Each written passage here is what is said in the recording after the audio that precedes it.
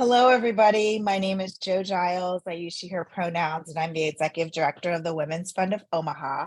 And we are delighted to be invited to take part in this conversation around patriarchy. We often talk about this issue in relation to the work that we do at the Women's Fund because we are focused on in ensuring that women and girls can reach their full potential. And smashing the patriarchy, to be frank, is one of the ways in which we do that. And we do that through a couple of initiatives. For example, focusing on freedom from violence, which was discussed in our presentation, adolescent health, economic security, and women in leadership. So those are our four buckets of initiatives, which fold in really nicely when we think about the parallels that are happening globally with patriarchy. So welcome again, Merapelo, Letebele, and we're happy to engage in conversation for a few minutes here, talking about your presentation and the connections of racism and sexism and the intersectionality between the two. One of the things that was really interesting for me that I heard in your presentation was about political power. So you yourself have been involved in politics, and you mentioned that seldom women run for office, and sometimes they don't win. But you did mention that there have been several women who have been appointed, I think, to some positions, which is interesting because here in Nebraska, we have this session a record number of women who are serving in the Nebraska legislature, and yet collectively, some of the policies that have been voted in are against women's empowerment and freedom in terms of control over their own bodies. So I'm curious about how that has played out in Botswana.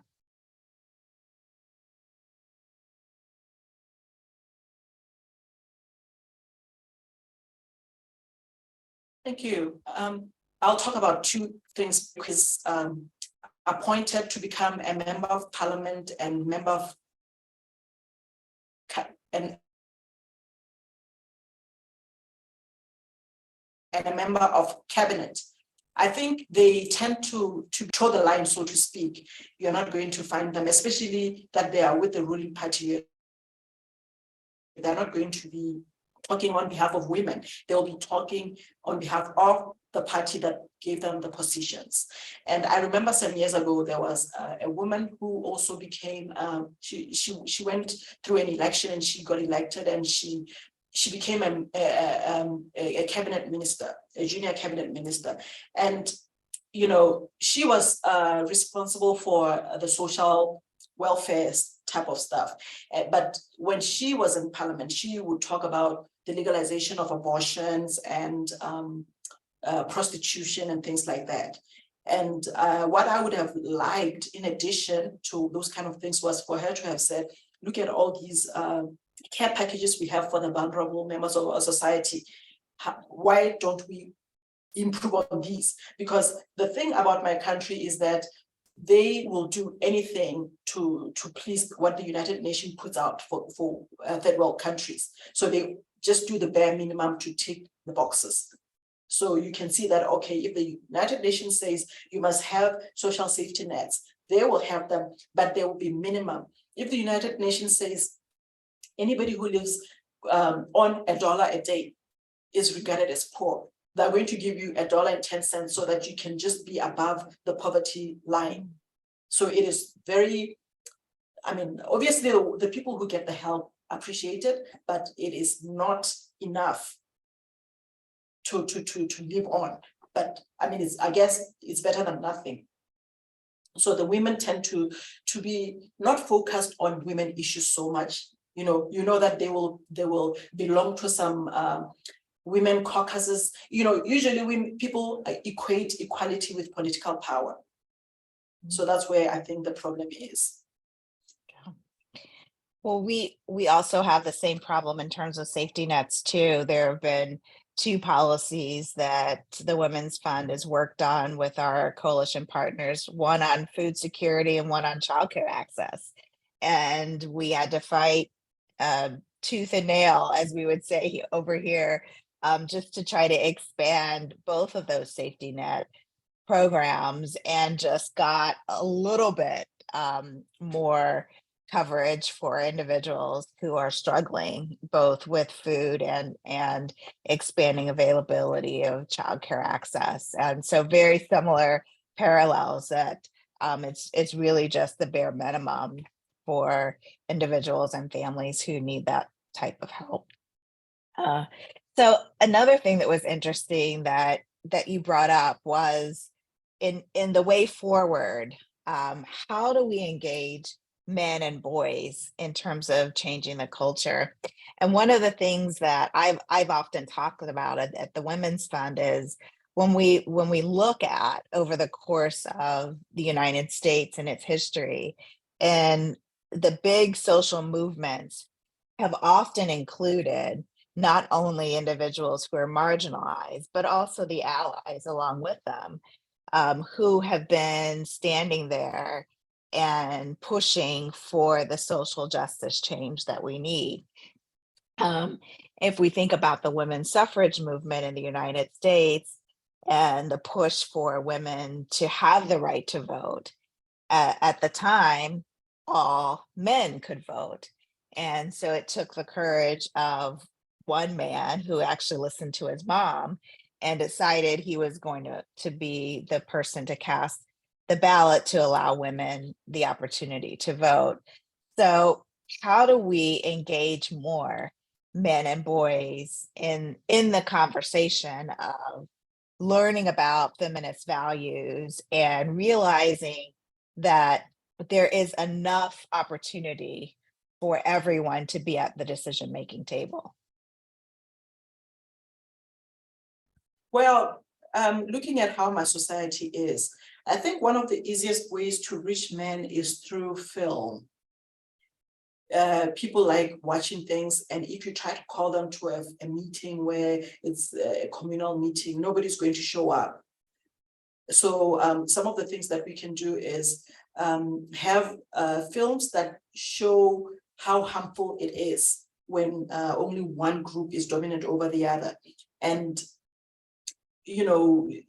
use examples in the film that are very close to how the people live their lives, everyday lives. Things like that, I think they have a way. Film is a very powerful medium of swaying opinion and showing different perspectives. So things like that matter. But there are other ways. Men can have conferences.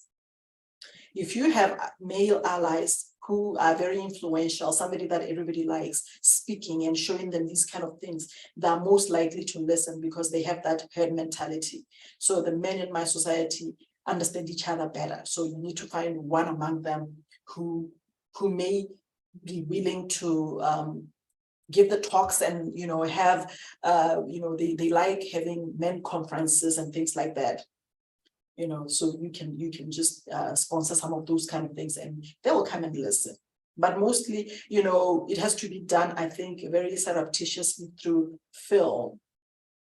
That's how you can get them, because if you try to say outright, hey, come here, we want to teach you how to treat us fair, chances are the others will say negative things and it'll just turn them off. Yes. Those are just two. I'm sure there are many others. Yeah. One of the things that is interesting, we have a staff member at the Women's Fund who's male, and it's interesting to watch his journey. He's the first male that we've hired at the Women's Fund, and so he has been really reflecting upon what does it mean to have healthy masculinity, and how can he use his position, in power and privilege as a male, walking into spaces and showing up in support of feminist values and empowerment of women. And it's just something different, I think, in being in spaces where men can say the same things that we've been saying as women all along. But coming and hearing it from a male voice to other men sometimes that may be the difference that they hear in their head and go, oh, now I understand what this means and why it's important. And so having those allies, training them when they're young, to understand what equality really means and why it's important for there to be decision making and empowerment for all genders and women in particular. um you know, sometimes we have to start when they're babies and raise the boys differently, and then work on the young men and the men that we have here today. um the other thing I wanted to briefly touch on is the support systems you talked about, women in empowerment and women in entrepreneurship. Is there anything else you want to mention around what we can do as communities, what we can do as societies to further encourage and spark some additional change in that area? Information and education. I think that's at the top of everything else that we can ever do, because some women don't even know that, you know, they are in abusive situations at the hands of their male partner, because, you know, they are the ones providing the food.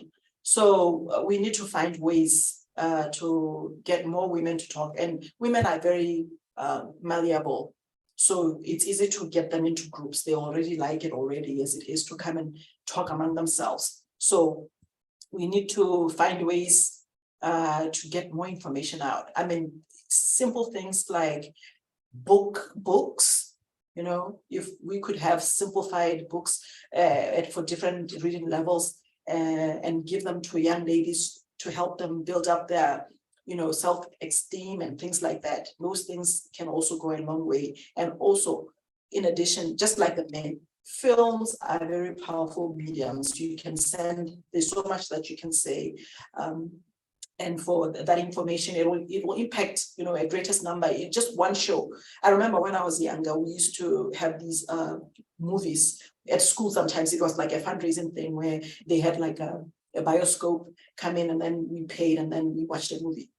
You can get them at where they're already gathering at schools and things like that. We can maybe even start girl clubs of some sort, so that we can pass all the information to them and help them, you know, protect themselves, you know, and inform themselves and just get ready for this tough, you know, adult life. Absolutely. It all starts with education and awareness and a re-indoctrination of what is now, and how that has shifted, and helping them understand the abuse and what patriarchy really is, and how they can be empowered and move forward. And I think that goes for all of us on both continents. So um, there's still a lot to discuss and really dig into patriarchy, both in Africa and in America. And Merapelo Letebele, thank you so much for your presentation and for this conversation. And we're excited to have the virtual audience continue to have this conversation in your small groups. And so now I'd like to turn it over to Ajamal Bynum, our master facilitator for this evening, to continue this conversation with us. So thank you so much. And we look forward to more conversations to come. Thank you.